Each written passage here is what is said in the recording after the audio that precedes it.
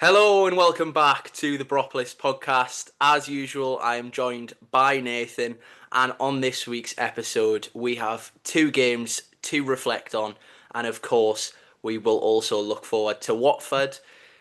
It's been an interesting week because, in terms of points tally, and I guess you can throw, of course, we've already spoken about Ipswich last week, but you can throw the sort of 3 game week in quotation marks cliche into this one because off the back of 3 games, we come away with 7 points. Yet the actual mood, I think, at full time yesterday, and partly down to the performance against Sheffield Wednesday, which we'll obviously talk about as well. It's there's definitely still positivity, but I don't know. It feels like since the real high of the Ipswich game, everyone's back down to earth a little bit this morning and kind of reading social media, engaging it that way, Nathan. Yeah, a little bit, Chris. Obviously, the Ipswich performance was great in regard of we knew that they'd have quite a lot of the ball and it'd be quite even in that regard. And obviously, we set up in a certain way in that game with Whitaker and Bergzorg particularly really playing on the break and obviously creating a lot of chances because of that. With Ipswich come in and actually offering something in attack, it left them quite open and made our performance probably look better on the eye with us creating plenty of opportunities, especially in that spell in the first half. Whereas this week threw up a little bit of a different challenge with, first of all, Sheffield Wednesday on Wednesday evening.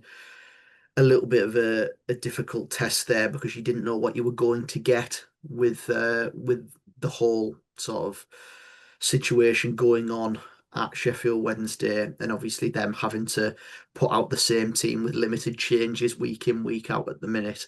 Yeah. And then obviously Wrexham yesterday afternoon coming to the Riverside, a side, despite having spent quite heavily in the summer, a side that are going to come in and play three at the back, wing backs, three workhorses in the middle of the pitch, big lump up front in Kiefer Moore, who's going to make the ball stick and try and bring Wrexham players into play and drag them up the pitch and offer us a little bit of a difficult test in that regard. So, yeah, on the whole, you're pleased with the points tally, I suppose.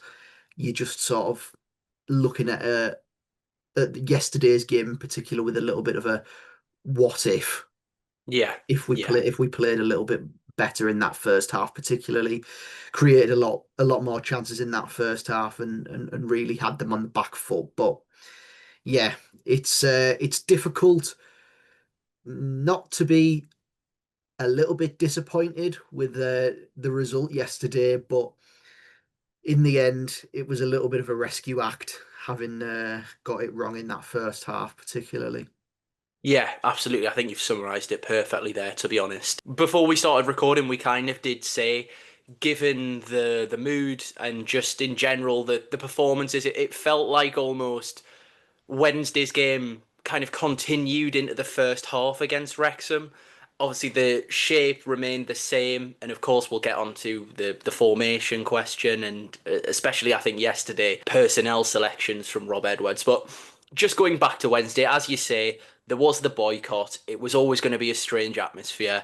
And I think for this one in particular, we always talk about the difference in terms of watching a game on a TV screen or on your phone or on your iPad, and then also actually being at the game. And I think what's very interesting in terms of this podcast, especially for Wednesday night, is our perspectives, having talked about it after the game, obviously, were very different. I think from my point of view, I watched it on a screen and I was very much, yes, the performance wasn't great. I don't think anyone would try and argue that point, definitely not. But how many times have you seen Middlesbrough teams over the years go to the Charltons, go to the Readings, Blackpools? The list's kind of endless in terms of EFL clubs that have had difficulties, done protests or boycotts, and basically Middlesbrough teams have just kind of not managed to adapt enough to the stadium and to the atmosphere and have inevitably kind of slipped on a huge banana skin. The fact that we got out of there with 3 points felt like, in a way, almost a bigger positive than what people realised it as at the time. And I totally understand why people weren't as positive, because we did everything that kind of you'd want to do. Take the early lead, and you think, okay, this is going to open the game up. We can now go and score 3 or 4, really kick on in terms of the goal difference. And we just didn't do that. And I think from your perspective, which again, I completely agree with your perspective, and a lot of us who would have been in that away end and felt the strange atmosphere, you were pretty annoyed, I think it would be fair to say, after Wednesday night. Yeah, I thought the performance was shocking, really. I thought that we just lacked any real intensity in the games. In the first half, I thought, right, you can sort of let it slide. We go 1-0 up early. We create a couple of chances, but not enough in my eyes, really, looking at what we've got and obviously wanting to continue from the previous Friday against Ipswich. I mean, one of the chances we create, which we can actually touch on and discuss, is it's a back pass from them. Lumley takes a terrible touch. Conway nicks in, and it's a blatant penalty. It's not given. But The it, worst refereeing call. We're not going to. There's pointless talking about it because it was blatant and they've since admitted it was. But my God, what a terrible, terrible, terrible decision it was. yeah, shocking, and you could see it from the other end of the ground where we all were. But that's one. But we didn't really open them up anywhere near enough as I would have liked in that first half. Bergzorg obviously had an effort that was saved, but we didn't create anywhere near enough. The one time that we did actually sort of pick up the pace, pick up the intensity, switch it from right to left, play quickly down the left hand side and cross a ball in the box, we scored. And I was hoping that that would continue as the first half went on, but it didn't. Said to my brother at half time, that was a tough watch, and like fingers crossed that we can sort of pick it up in the second half. For the first 15 minutes of the second half, we were absolutely shocking until we had a 5 minute spell where we had a couple of shots on Lumley's goal. He made a couple of good saves. Whitaker had one, Conway had one, and obviously he makes the worldie save from Alan Brown. But apart from that spell, look, I didn't necessarily feel under threat from Sheffield Wednesday either, but them foraying forward into our half and us sitting back in almost uh, two banks of five players each. It's not good enough. It's not good enough. It was not something that I wanted to see really, and I thought that some of the changes that were made in that second half I wasn't on board with at all. Really, Nipan coming on and Conway coming off, and then Nipan and Bergzorg playing up front. I wasn't a massive fan of that. I thought Sen should have been brought on sooner, and then as it happens, as he's brought on, we look better. We look like we have a focal point up at the top of the pitch, play with energy, and he has a chance because he makes a really good run and forces that chance for himself. I felt that we could have done with a little bit of energy on the flanks, persisting with Whitaker and Bergzorg when Whitaker, apart from the goal, was anonymous in the game, and Bergzorg, to be fair, in the first half the times that we did find him with the ball, he delivered crosses in at the box, beat his man up the line and delivered a cross. Obviously sets the goal up, but it looks like he's blown a gasket after 60 minutes, and you're sort of expecting Sonji Hansen to come on. We haven't seen him in any of the three games this week. I know that people will make the case that he didn't get back late on the Friday, but two games this week, not a minute for Hansen. So yeah, it was a little bit disappointed with some of the substitutions and the timing of those, but yeah, I just didn't think that we created anywhere near enough, and the chances that we did create, we should be doing better with. People made a lot of Lumley's performance Conway had an effort in the second half, straight down his throat. Whitaker had one straight down his throat. The Brown one's a really good save, in fairness, and the Sen one, I think that he does well to put it in that near corner. If he goes back across goal, the defender makes a block. But yeah, I thought that a lot was made of Lumley's performance when it was pretty standard goalkeeping performance, and we really should have put them away. Conway had a header in the first half as well from 6 yards out, which he doesn't get on target, which it's unforgivable really that we've gone there and only won 1-0. Yeah, and I think all of those points are valid, and I totally agree. And I think probably the majority of Middlesbrough fans felt exactly the same, and probably, as we touched on, ones that were in that away end. I think in terms of the performance, as you say, what really not upset me, but kind of I felt, please God, no, was that little spell after half time. And of course, you're playing against Sheffield Wednesday. They still have Barry Bannon on the pitch. They still have Ugbo. Yes, they've got kids playing for them as well, but they've been in most games this season. So other than Coventry, really, who they seem to just do it to everyone at the moment, they're probably going to put up a fight against most teams. Now, that doesn't mean that Middlesbrough can go there and you just say, right, we've won the game, we'll forget about the performance. But I was like you, I think more so coming away from that game, felt that, right, okay, we've got 3 points. Brilliant. There's no banana skin. We haven't dropped 2 points and drawn the game. And you kind of think, this is literally every club's easiest game in the division for the full season. That might change now, obviously, since they've been put in administration and hopefully will be bought. But in terms of a Boro perspective, I think it left me with more questions in terms of personnel again, and probably a wider point in terms of, right, okay, we're going to be coming up against a Wrexham team that are going to most likely play with a five at the weekend. I know Rob Edwards says that they can be flexible, but I think coming away to the Riverside, and let's not forget, Borough's home form has been incredibly good this season. They were always probably going to try and shut up shop a little bit, and as you say, play off Kiefer Moore. Now, in terms of individual performances and the changes for Wrexham, I think I would have made the change in terms of Tommy Conway for Cali Sen coming in. I think Sen looked bright off the bench, and as you say, I'm Conway's one of, if not his biggest fan. I think he offers Middlesbrough a lot more than people realise. But I would also say, as a striker, he hasn't scored enough this season. You could argue he's been playing in that weird sort of 10 role for 4 or 5 of the games that he hasn't scored for. But then even still, he's had numerous chances against Sheffield Wednesday, and you kind of would bank on him scoring 1 or 2 of those. So yeah, I think in terms of the changes for the Wrexham game, Sen coming in fine. Nipan, I think after yesterday's first half performance, it's become more of a talking point. But even after Wednesday, me and you had spoken about how we felt Nipan was coping physically. I actually thought that we looked a lot better when Sen had come on as well. Not when he was playing in that weird false nine role against Sheffield Wednesday. But I actually felt that in terms of our build up, we looked a lot better. He was dropping into pockets and almost making it like a three in midfield at times against Sheffield Wednesday and helping connect the midfield and attack, because for a spell when Sheffield Wednesday were on top in that game, it was just like it felt like that training game. Did you ever play as a kid where you had defenders, midfielders, and attackers, and you had to stay in your zone?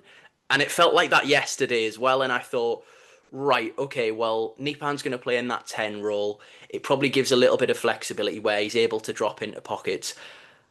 You highlighted, in fairness, prior to yesterday's game, there was once, twice, maybe even 3 times where he was just kind of pushed off the ball, really. In yesterday's first half, it was obviously something that Phil Parkinson and Wrexham had taken notice of, because he was, if I'm going to be fair, he was really anonymous, and I think he really struggled yesterday. And what I would say is, although he's got huge expectations on him, and I still think he'll be a very big part of Middlesbrough's team this season, I do think we're beginning to see that perhaps that 10 role, if we are going to use the 4-2-3-1, probably doesn't suit him. A lot of the times, the deeper midfielder, whether it was Matty James or George Dobson, they kind of just marked him out of the game or roughed him up a little bit, and it just completely. The first half passed him by yesterday. In terms of the other changes, obviously we opted to go for the 4-2-3-1 again, and it served us well against Ipswich. We won the game against Sheffield Wednesday, so admittedly, you would probably say I can see why Rob Edwards has continued with that formation.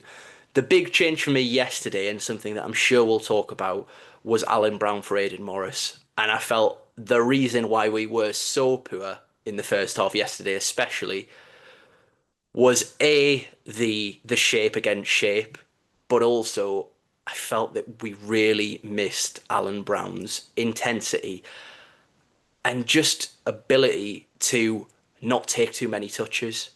And it sounds a really simple thing, but yesterday I felt, and Nipan plays his role, the wingers being ineffective play their role. Not necessarily Hackney, I'm looking at Aidan Morris here.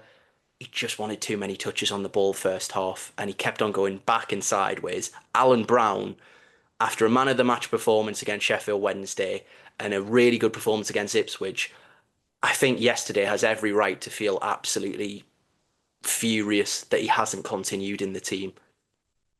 Yeah, I think it's fair. Obviously, the only thing that you'd look at from Edwards' point of view is he's, he's a little bit of an older player and he's played 290s in a couple of days. But yeah, it's a quick turnaround from Wednesday to Saturday, and to go again, it'd be a little bit more difficult. But yeah, Morris has been off the boil probably since the West Brom at home game. He's struggled in games, and again yesterday, just it's not a bad thing really. Players are going to have dips in form. Like Morris has been in the first 5, 6 games of the season was outstanding, probably our best player. So players are going to have dips in form, as I say. Now he's going through a little bit of a bad patch. Obviously, Alan Brown's having a good patch of form. So yeah, it's one of those things. But I just felt yesterday that, especially on reflection after the first half, which the team comes out and you think, yeah, go again, see what you can offer Wrexham. But obviously, you can see the early goal with a massive deflection, and it just solidifies Wrexham's game plan of try and nick something, sit in, be resolute, and we really struggled shape v shape. Really, there was no width really for Boro in regard of Bergzorg, a right-footed left winger, and Whitaker, a left-footed right winger. Both of them really well, particularly Whitaker, daren't go down to the byline and whip across into the box. Bergzorg does, but continues to persist with rolling the ball with the bottom of his foot, and he just knocks the ball out of play more often than not, runs himself up blind alleys and doesn't deliver. And Nipan, yeah, as you say, he dropped into a couple of pockets in midweek. Did try to do the same yesterday, really, in the first half, but we didn't really need him in there. We needed him in between the lines, between their back three and the midfield three, picking up the ball in that pocket and being able to play Sen behind or Bergzorg in behind. There was one instance when he could have played Bergzorg in and smashed the ball out of play for a goal kick. And I know he's a young lad, and obviously he's got talent, but he sort of played himself out the team there with his first half performance. And that's not it's not to say that Bergzorg and Whitaker haven't either. I thought Bergzorg was really poor yesterday, always receiving the ball and just facing back towards our own goal. Hasn't ever really got a turn in him to either turn inside and go on one touch or turn outside and go on one touch. Just usually faces back to play and Yeah. plays it back into Matt Target. But I yeah, thought just on the wingers point and the width point, I totally agree. I felt that in fairness, if you look at Wrexham's two fullbacks, they were allowed to press so high that basically if Target was playing it into Bergsog, let's say just into our half or even on the halfway line, Kabore and Longman, it's quite easy for them because they've got three defensive midfielders behind them, and then they've also got the secondary line of defence in terms of three centre halves. But what they've also got, and what we don't really have in abundance, and I think what was clear yesterday, even if they press really high and Bergzorg rolls it back and spins, Kabore and Longman both have really good recovery pace. So it just felt like we're constantly were penned in. We couldn't really get out of our own half. We had a lot of the ball, but it was just Morris sort of looking up, taking a touch, taking another touch, looking up again, not really having too much to go at. And I just felt that it was a mix of us not having too many options to play into, but also I felt it just needed that sort of ticker in midfield that Alan Brown, you saw in the second half, and I know Morris stayed on the pitch, but I felt Brown and the change of shape absolutely helped, but Brown just did everything one, two touch, and it makes such a difference rather than taking three or four touches every time you get the ball. Yeah, I mean, I think that the change of shape to match them up in the second half does change the game in regard of in the first half they've got two players playing up front in Moore and Windass. I know Windass is slightly withdrawn, but mainly as soon as that ball is being pinged into Kiefer Moore, Windass is on his way to provide him some support and get up there and offer something. And we just struggled with that, really. Obviously, they're playing a three, and we've got Kalisen up against three players. That doesn't help. If we went with a three yesterday in that first half and had, I don't know, Conway, Sen, and Whitaker playing for argument's sake, you've got Sen through the middle, Conway, who would sort of be on that last line anyway, being a centre forward as well, and Whitaker between the lines, pulling out a defender to provide space for others to run into. So I felt that it was poor to go with 4-2-3-1 against the back three when had we played a system which we are comfortable playing and have shown that in the early parts of the season that we could have had a little bit more joy in creating chances. But first half we created absolutely nothing, really, did we? A Concord didn't have to make a save in the first half. I think our first effort that he actually did have to save was about 60 minutes. Conway P rolled the ball into his hands, but that was the first sort of chance that we did create. But going to a three massively helped. Luke Ayling in there, his what he provides down that right side is intensity in playing forward. His passing range is really good into being able to find a centre forward or Massively underrated, isn't it? or a 10 or the right wing back. I think his combination play is really good as well. He can definitely get up there and put a good cross into the box as well. And obviously, Alan Brown just provided us yesterday with a little bit of drive in the middle of the pitch. Obviously, Hayden does that as well. But yeah, Morris we touched on as one of his quieter games. He sat a little bit further back, and Brown and Hackney sort of drove through the pitch. Callum Britton was a little bit all over the place yesterday as well in that second half, particularly popping up all over the pitch. I think he was given a little bit more of a free role, which was interesting. But yeah, Silvera at left wing back, Target withdrawn. I think that might have been as well down to a little bit of a dead leg in the first half from Windass, but maybe it might have just been an injection of pace down that left side for Silvera to come on and offer us something different. Yeah, the three behind Sen all removed at half time, which I'd agree with. Fair play to Rob Edwards for making that change and admitting his mistake because it was a mistake to go with that formation. And yeah, we obviously had that chance for Conway.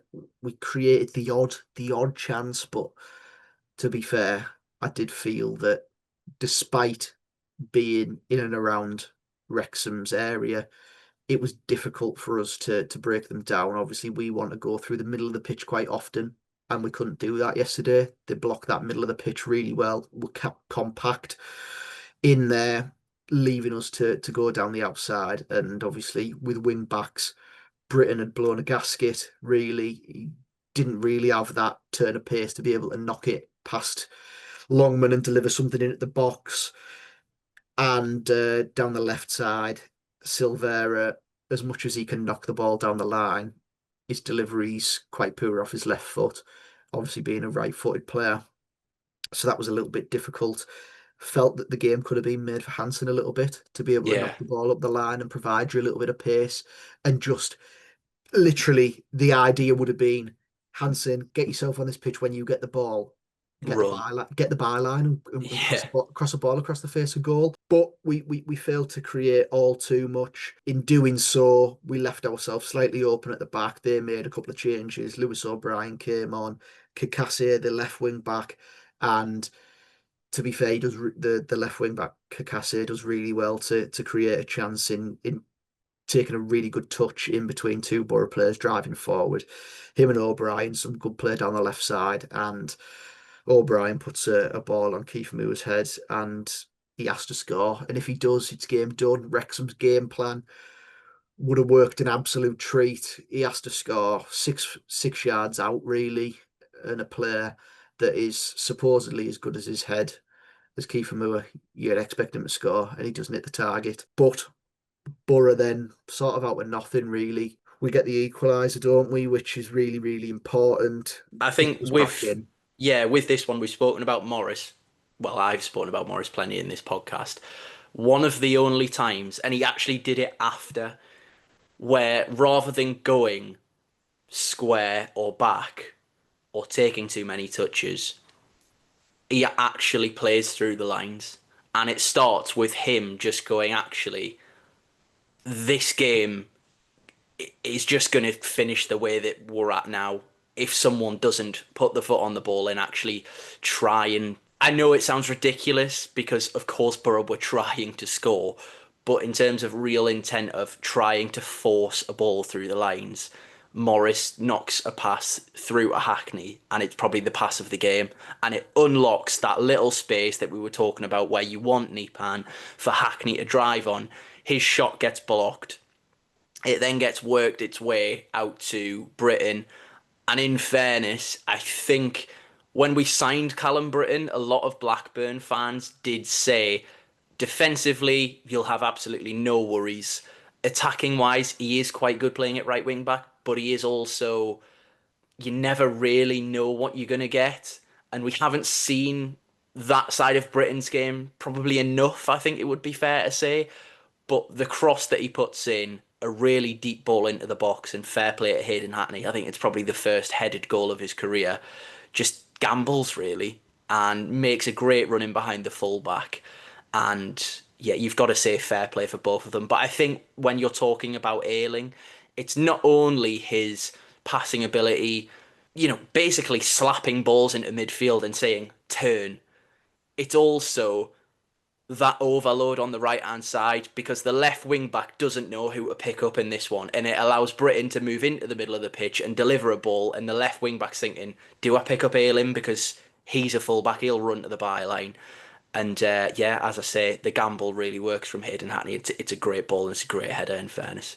Yeah, it did. But as I say, it came out of nothing. And at that stage of the game, you're thinking, right, 10 minutes to go, try and unlock the door. And yeah, we did start to quicken things up, really. One instance was really good from Conway, something that I haven't seen from him in, well, probably since his first couple of appearances for Borough, when he was sort of playing as that withdrawn second striker, which obviously didn't work out. But got the ball and just started driving at the box. And obviously forces a challenge from a Wrexham player, wins us a free kick. We don't really create anything from it, but it's good intent to drive in at the box. And then again, Borough playing this time down the left hand side. Hackney and Conway. Conway plays a ball over at Whaling, takes it down, and a left-footed shot. We're slightly behind it. We're thinking if he puts it slightly outside of the post, it probably tests a Okonkwo a little bit more than this one does, but it's still a solid save from him. And yeah, in the end, that was probably all she wrote, wasn't it? We didn't create probably enough in the game to win it, but yeah, it felt like a little bit of a rescue act, as I said at the top of the podcast, that it's a little bit disappointing based on the first half performance and how abject it was, but you leave yourself with 45 minutes to score two goals without reply, and yeah, it's a difficult task against a team that's just happy to sit in and defend for their lives. But if you look at it just from the outside and look at the week, 4 points from two games is a good return. Still unbeaten at home as well. I know these things, just in terms of morale, if you lose that unbeaten home record, it does count for something. I think one of the things that Borough struggled with so much last season was the fact that people rocked up to the Riverside and took the piss, really. At least with this team, if they're not playing well, no team's really going to take the piss out of them.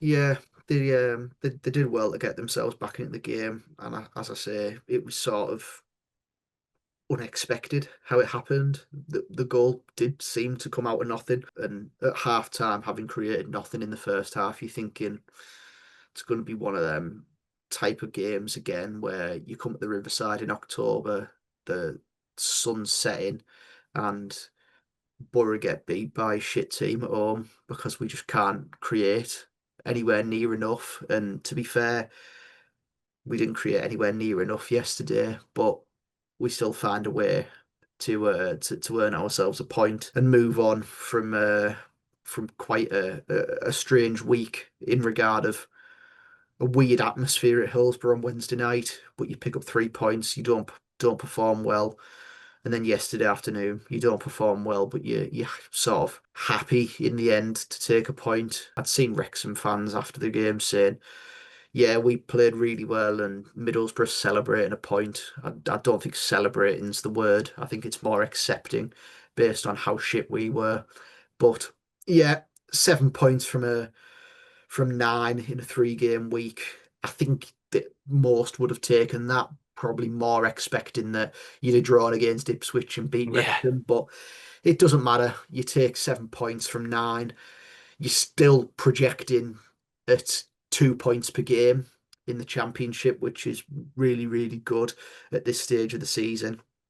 And now you sort of have a week to reset, get your recovery right ahead of another 3 game week that's yeah, coming up. And yeah, yeah, I think it's all about this week getting the attacking players right and understanding your best players, trying to find a formula to get us creating a little bit more and obviously creating not just chances, but creating better chances yeah. in regard of just not pot shots from 18 yards on your left foot if you're Tommy Conway. But yeah, it's certainly not a bad return from a week coming back off an international break.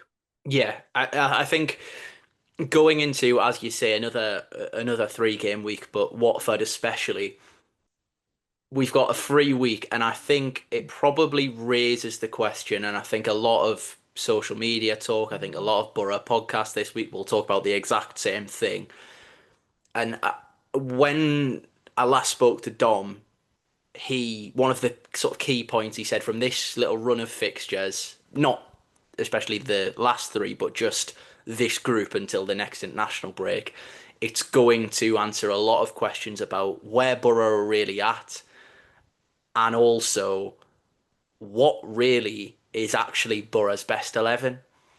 And I think in terms of going into Watford, we've now seen Borough look very good as a four against Ipswich, arguably their best performance of the season. But we've also seen Borough look very good and very solid as a back five as well. And I think an interesting point, and I'm not for 1 minute suggesting that he should by now, because we've got a lot of new players. There's a lot of conundrums. There's a lot of questions about which players have settled in, which players might fit certain fixtures. And Rob Edwards has always been very, very struck on the idea of I'm happy to be flexible depending on the opposition. I think what yesterday threw up in terms of questions and answers, Is there a bit of a question mark around if Rob Edwards still really isn't sure what his best team is? And I'm not talking just in terms of personnel, I'm talking about formation as well. I think that obviously coming off the back of an international break, we'd gone in most games with a three, hadn't Yeah, we? yeah, Prior to the break, they've evidently worked on through the break playing a four, and he's always reiterated the point, hasn't he, that he thought coming in that he would play a four, but with being sort of hamstrung with late transfer business and the players that he had available at that time, that a three was the best way to go into the season. We obviously created a lot of chances against Ipswich, but as I said at the start of the pod, that we created a lot of those chances because of them and them being so open. And obviously us being able to counter attack that and creating lots of chances within a short space of time, I suppose, with efforts being rebounded and yeah, things like that. So we evidently had a really good showing that day, but you are more often than not going to come up against teams like Wrexham in the championship that are going to be compact and resolute and happy to just come away from home and defend and hit on the break than a team like Ipswich who are going to rock up to away grounds and try and assert themselves on teams. I mean, to be fair, we've had success anyway playing the three at home and still being able to find a way and beat teams at home. And again, away from home, we've had a pretty good away record this season. So I think that from my perspective, we played Sheffield Wednesday, we played against a three there with our four, and we still were able to create opportunities, probably because of the level that yeah, they're at and morale in their team. But when we played Wrexham yesterday, obviously they were a little bit better in regard of they have better quality players, more well drilled, and yeah, they just looked more solid in their three. So what I will find this week with Watford is I wouldn't be surprised to see them. Well, to be fair, they went with a four yesterday. They went with a four yesterday away at Coventry and matched Coventry up with their 4-2-3-1 as well. So would I go with the three away from home? Yes, to shore us up a little bit. The likelihood is, and it's sort of subconscious that when you're playing away from home, the home team sort of has a little bit of impetus on them to try and assert themselves in a game.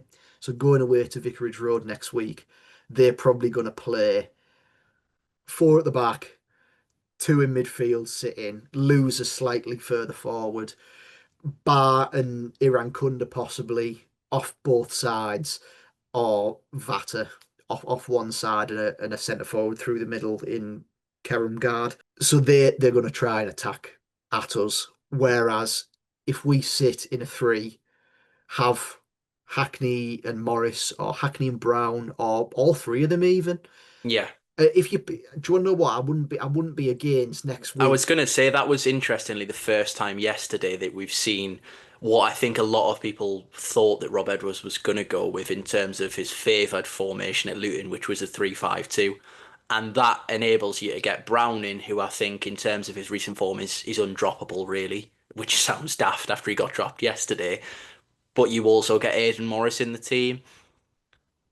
Does that allow you to win the midfield battle? Probably yes. Might it limit that link player and a lack of chance creation in terms of playing a Conway and a Sen or a Conway and a Strelec? I think also yes. There's plenty of questions. I think Strelec's form and sort of continued look of being a little bit off the pace isn't really helping matters.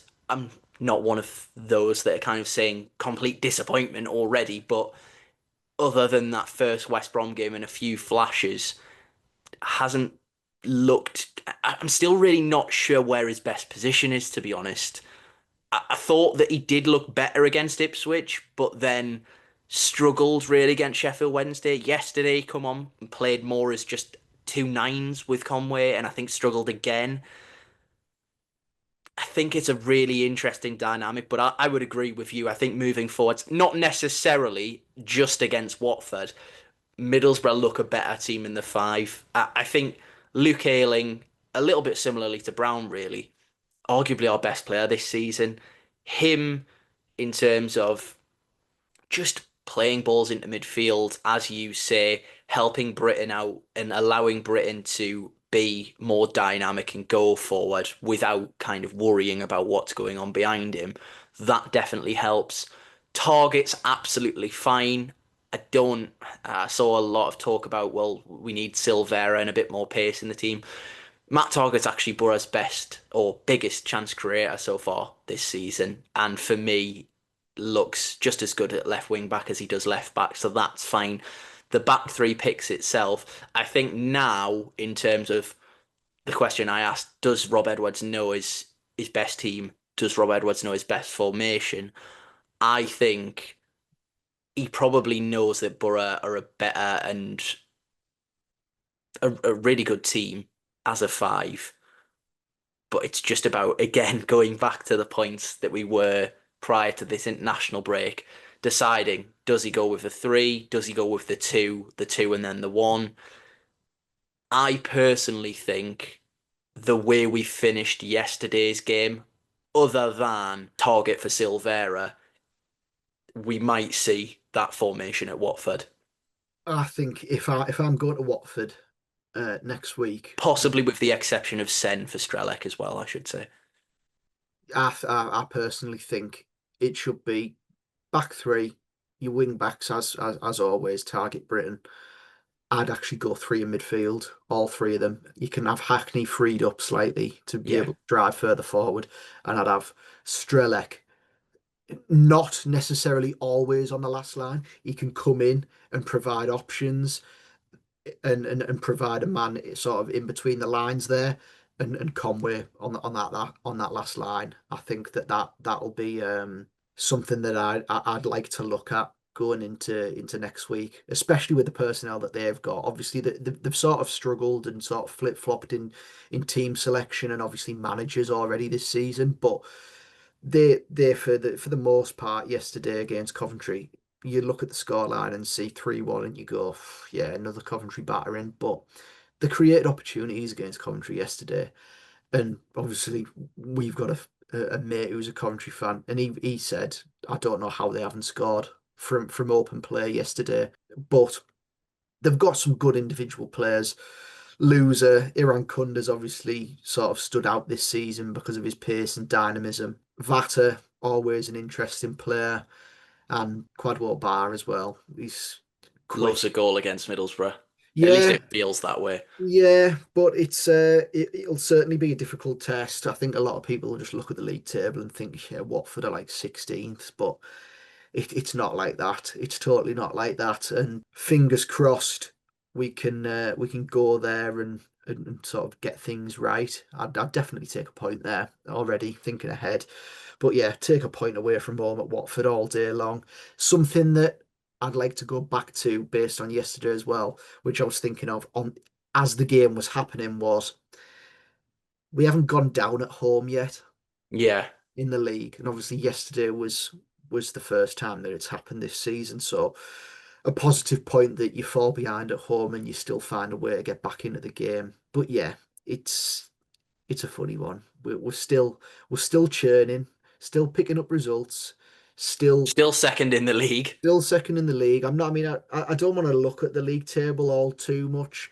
Just keep chipping away, keep picking up points, see where you're at Christmas. But yeah, we've played some difficult sides so far, and to be fair, we've got a difficult run of three before this next international break again with Leicester and Birmingham to come after that. Obviously, you'd look at those and probably think it might not be the worst time to play those two, but yeah, we'll wait and see what their or Leicester's one fixture and Birmingham's two fixtures bring before we play those. But yeah, still picking up results.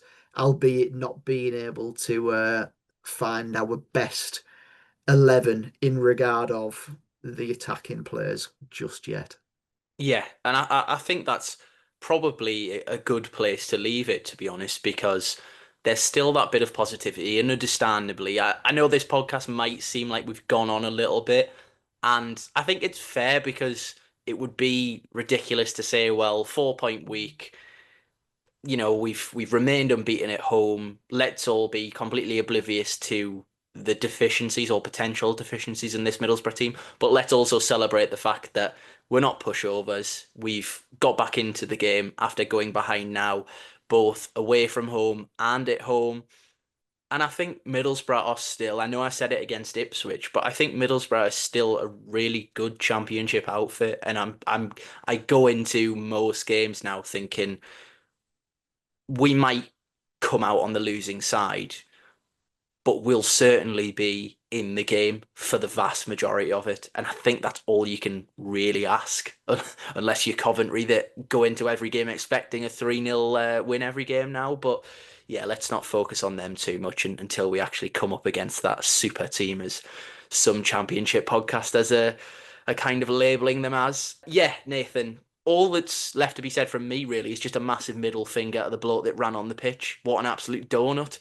Yeah, I think he was a Wrexham fan, if I'm honest. I don't think that'll be a Borough fan. And Yeah. obviously, fair play to the Wrexham fans as well for clapping him off because The one of the he's times probably we've stopped a good spoken attack, about, hasn't he? yeah, one of the times we've spoken about Morris taking that initiative and turning and not going backwards or taking too many touches. He rolls his defender. He's got loads of space to run into, and then the bloody yeah. Let's not go there with that. But yeah, Nathan, thank you very much for your time. Just want to say again, massive thank you for all the support recently, and please do subscribe. We are really now getting closer. I mean, it's still in YouTube terms, still a fair way away at that 1,000, but in terms of the support and the numbers, especially on YouTube this season, we're really aiming to try and grow the podcast and get as many of you listening and interacting, commenting as we possibly can. So thanks again for that, and of course our wonderful audio listeners as well, Nathan. Yes, thank you ever so much for watching and listening as always, and that has been another episode of the Boropolis podcast.